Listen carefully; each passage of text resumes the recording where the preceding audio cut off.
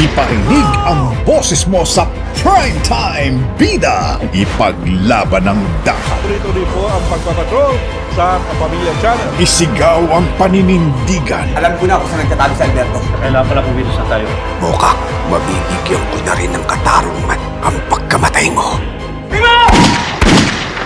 Kulang pa yan sa ginawa ninyo kay Yoli! Nakaharap ko siya para ako nakatingin sa salamin.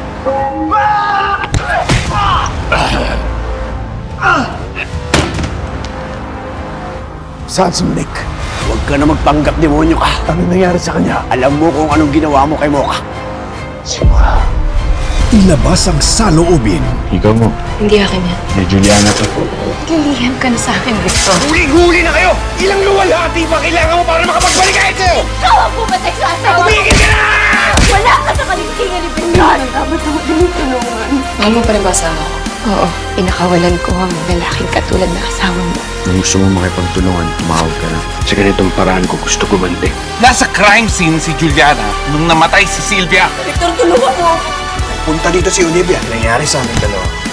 Huwag kang matakot. May buhay tayong dapat iligtas. Kapatid ko si Ziggy! Wala!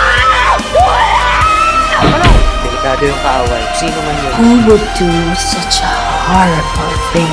Ikaw ang tatapos sa kanya. May bombang sasabo. Kaya nagpanik ang karamihan. Yung ibang mga pasyente ni-evacuate na sa ospital. Narangan niyo si Gobian! He is paralyzed! Paano siya nawala? Saan mo yung pintuan? Nakita kasi ko! Ipakita ang kulay mo. May nagpadala, bigay daw sa'yo. Ikaw ba ang umorder ng cake na yun at nagpadala kay Tyne? Oo, ako yan.